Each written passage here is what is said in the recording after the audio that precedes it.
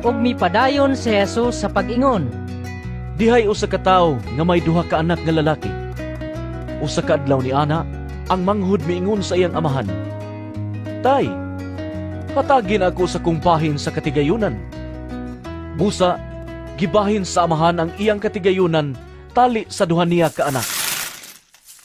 Tapos sa pipila ka adlaw, gibaligya sa manghud ang iyang bahin ug milangyaw siya sa layong dapit. Diin giusik-usikan niya ang iyang salapi sa mga kahilayan. Hangtod nga nahurot ang tanan.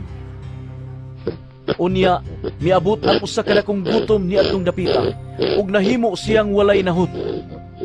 Busa, mialagad na lang siya sa usa sa mga lumulupyo ni adtong dapita ug gipadala siya ngadto sa uma aron pag-atiman sa mga baboy. Tungod sa kagutom, buot na lang unta siyang mukaon sa bunga sa kahoy nga gilaog ngadto sa mga baboy tungod kay walay mihatag kaniya. Sa katapusan, nakaamgo siya sa dako niyang sayop ug miingon siya, "Nagsubra ang pagkaon sa mga sinuhulan sa akong amahan. Samtang ako, ania, hapit na mamatay sa kagutom. Busa, mupauli ako ngadto sa akong amahan ug sultihan ko siya, 'Tay, nakasala ako sa Dios ug kanimo. Dili na ako angay ilhon nga imong anak. Isipan na lang ako nga usa sa imong mga sinuhulan.' Busa, milakaw siya ug mipauli ngadto sa iyang amahan. Apan layo pagani kaayo siya sa ilang balay, nakakita na ang iyang amahan kaniya. Naluoy siya sa iyang anak ug midagan aron pagtagbo kaniya. Ug unya, migakus ug mihalok kaniya, 'Tay, nakasala ako sa Dios ug kanimo. Dili na ko angay ilhon nga imong anak.' Apan ang amahan mitawag sa iyang mga sulugoon, 'Dali, dadangari ang labing maanindot nga biste ug isulob kaniya. Sulobi usab og singsing ang iyang tudlo ug sapatusi siya. Ug kuhaa ang pinatambok na nating baka ug ihawa kay magkumbira kita. Kay kining akong anak namatay na apan karon nabuhi.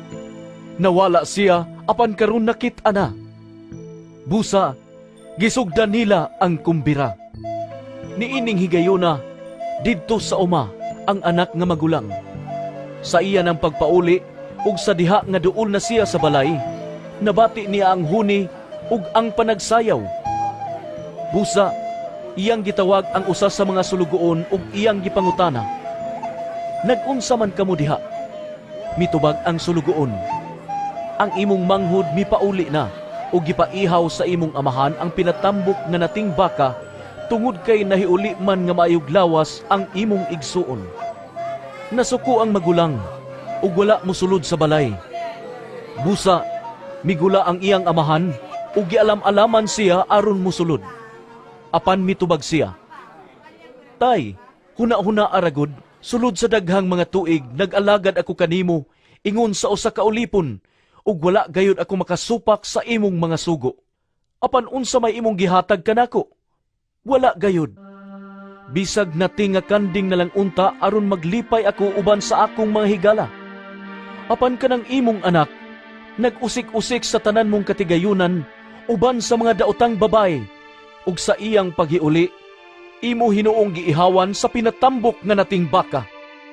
Ang amahan mitubag, "Anak, ikaw kanunay nga uban kanako, ug imo ang tanan kong katigayunan.